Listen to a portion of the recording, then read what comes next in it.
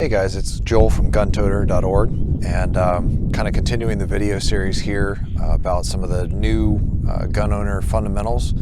We talked the other day about firearm safety rules. We talked about how to unload and clear your firearm. So today we're going to talk real quick about how to load your semi-automatic handgun. If I go really kind of super basic, I apologize. Some of you may be a little more advanced, but I have seen through the years, I have seen some people do some crazy stuff, even putting the bullets into the magazine. In fact, for those of you that want to spend some time on Google, you can actually go back. H&K released a print ad at one point in time, a full page print ad where they actually had the bullets backwards in their magazine.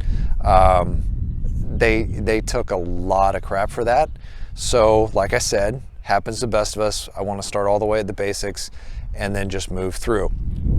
So for demos today, what you'll see is I'm going to be using these trainer dummies, which I talked about in the video about clearing.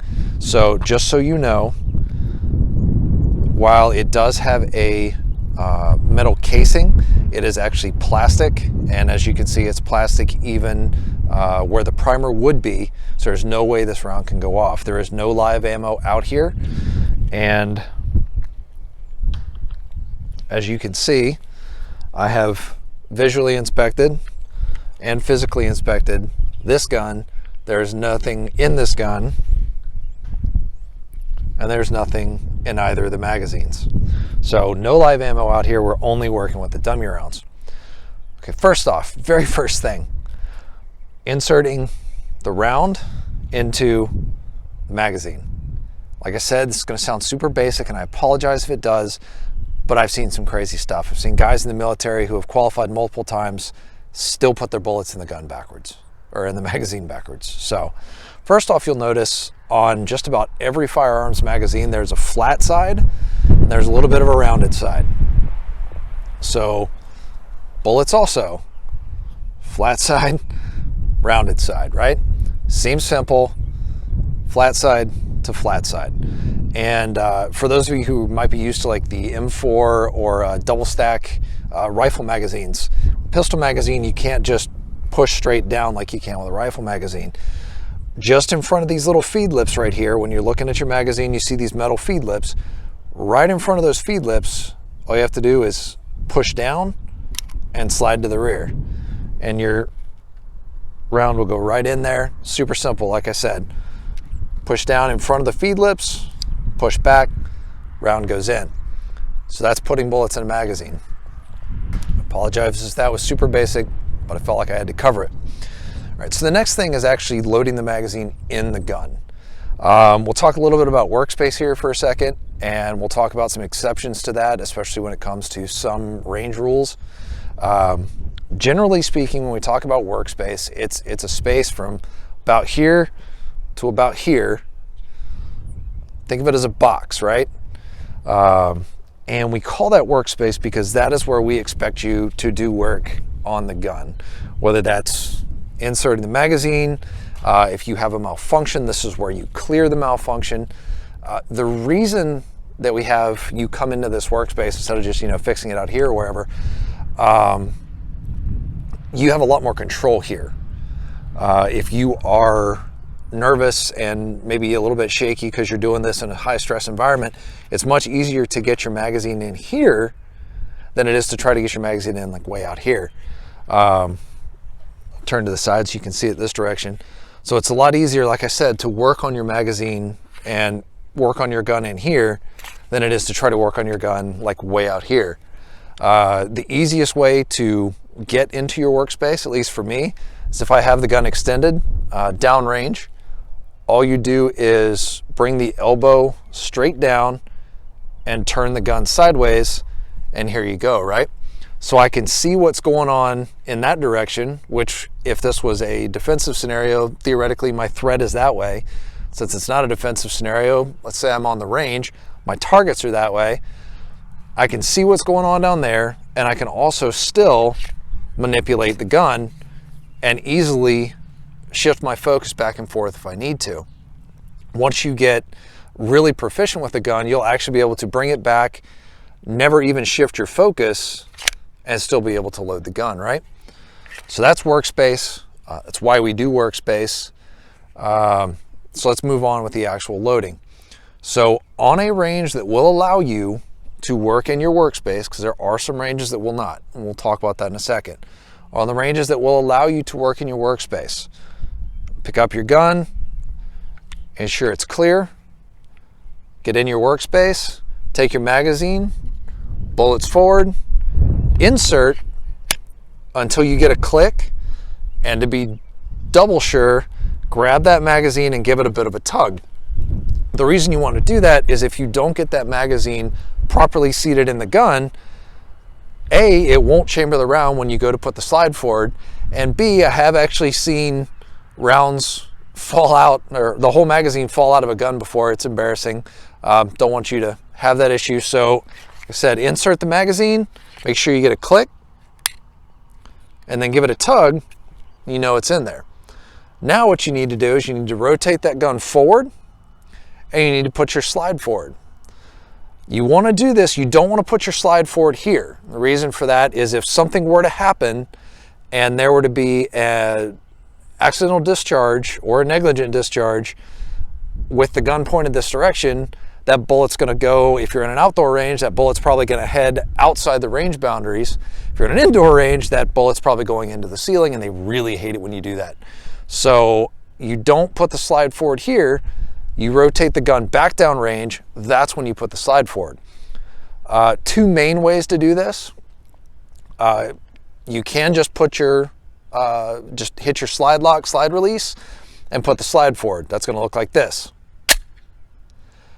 Now, some people don't like doing that. In fact, actually, if you look at the Glock manual, they call it a slide lock. They don't call it a slide release. It's because they never intended for you to actually use that in that manner. They only intended for you to lock your slide to the rear. So another way to put the slide forward is to rotate. Actually grab the slide. You can grab it like this. You can grab it like this. It doesn't really matter.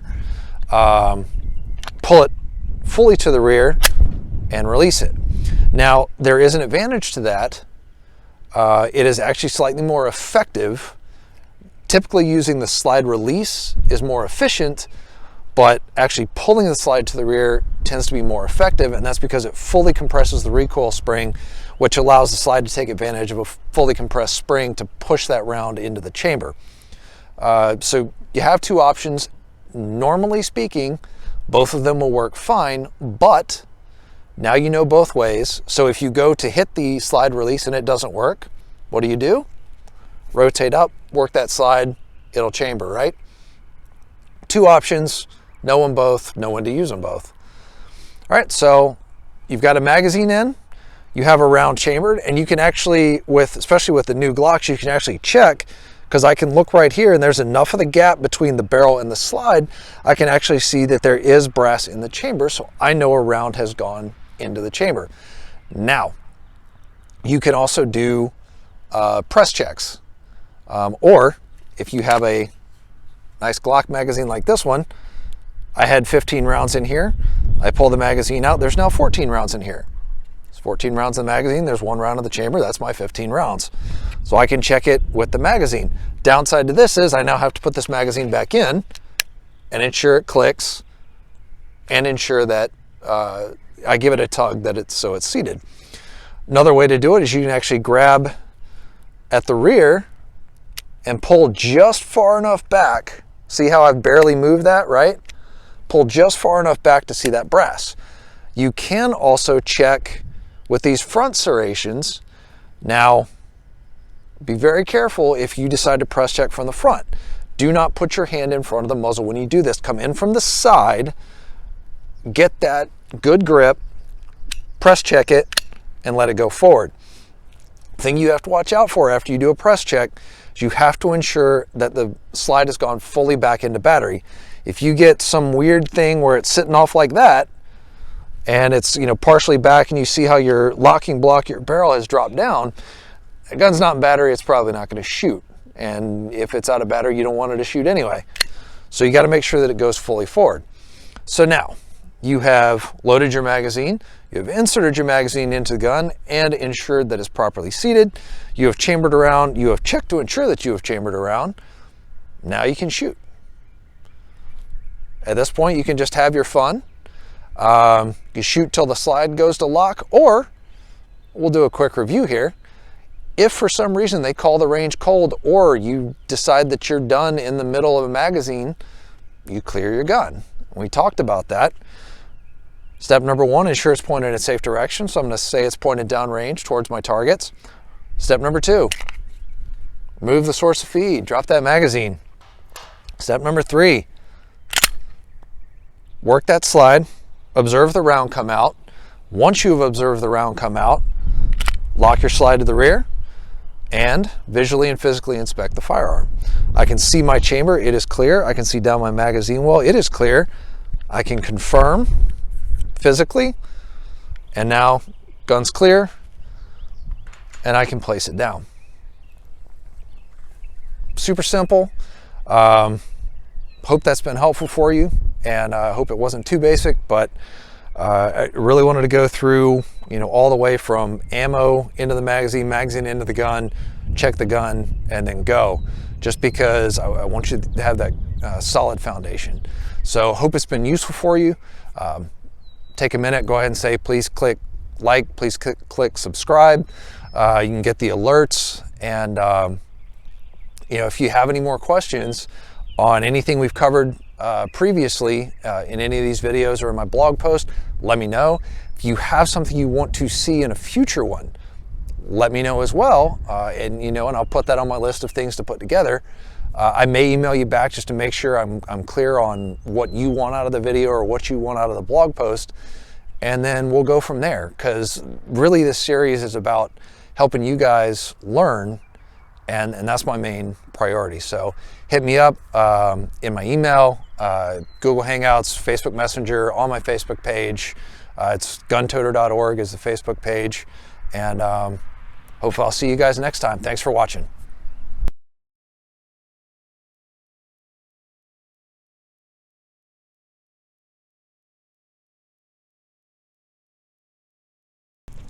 Okay, so we talked about loading in your workspace. So what do you do if you go to a range and they won't let you work in the workspace? Well, you're going to have to adapt. It's their range, it's their rules.